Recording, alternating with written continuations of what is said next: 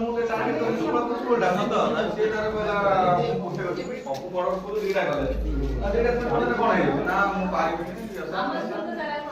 ନା ଦିଟା ଭାଇ ଦିଟା ହେଇଛି ମୁଁ ସେଇଟା କଲି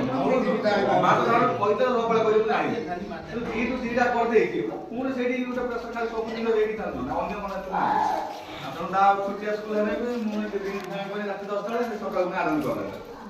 ଇଏ ପୁରାଣ କଥା କାଲି ବ୍ଲକ ଲେଭେଲ କଲେ ମୁଁ କହିଲି ସରିଗଲେ କରିବା କିନ୍ତୁ ମାର୍ଚ୍ଚ ଆଉ ଟାଇମ୍ ନାହିଁ ଏକ୍ଟିଭିଜନ ବନ୍ଦ ହେଇଯିବ ଆଉ ଟାଇମ୍ ନାହିଁ ମନେ ଦୁନିଆ କେତେ ଜିନିଷ ସକାଳ କାଲି ମୁଁ କହୁଥିଲି ଅନେକ କ'ଣ ଏ 3 ଦିନଟା ସରିଲା ପରେ ମୁଁ ଭାବିଲି ଗୁରୁବାର ଶୁକ୍ରଟା ଛୁଟି ଭଲ ଅକ୍ଷରେ ମୁଁ ଗୁରୁବାର ଛୁଟି ଚିନ୍ତା କରୁଥିଲି ଶୁକ୍ରଟା ଛୁଟି ଆଉ ଗୁରୁବାର କାହିଁକି ନା ଯେତେବେଳେ ଆମର ଏଫଏଲଏନ୍ ଆସିଗଲା ଆପଣଙ୍କର 2020 ଏନ୍ଇପି ଆଧାରରେ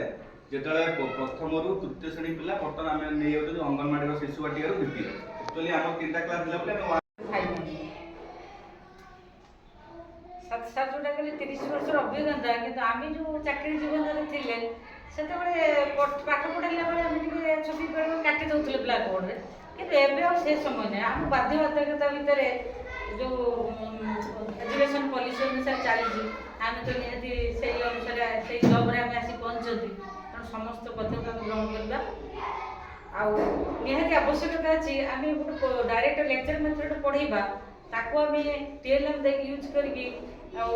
ତାକୁ ଯେତେବେଳେ ଆମେ ଦେଖେଇକି ପଢ଼ିବା ସେଇଟା ନିଶ୍ଚିତ ଭାବରେ ପିଲା ମୋଟିଭେଟ୍ ହେଉଛନ୍ତି ଆଉ ଶୀଘ୍ର ଗ୍ରହଣ କରୁଛି ଆଉ ଥରେ ଗ୍ରହଣ କରିଦେଲେ ସେଇ ଜିନିଷଟାକୁ ତାର ମେମୋରି ନିଶ୍ଚିତ ରହିଯାଉଛି ସେଇଟା ଆମେ ଡାଇରେକ୍ଟ ମିଶାଣ୍ଟେ ମିଶାଇବା ଆଉ ତାକୁ ଯୋଉ ମାଳି କିମ୍ବା କାଠି ଆଉ ଗୋଲିରେ ମିଶାଇବା ତାର ଗୋଟେ ମେମୋରି ନିଶ୍ଚିତ ଫଳପ୍ରଦ ହେଉଛି ଆଉ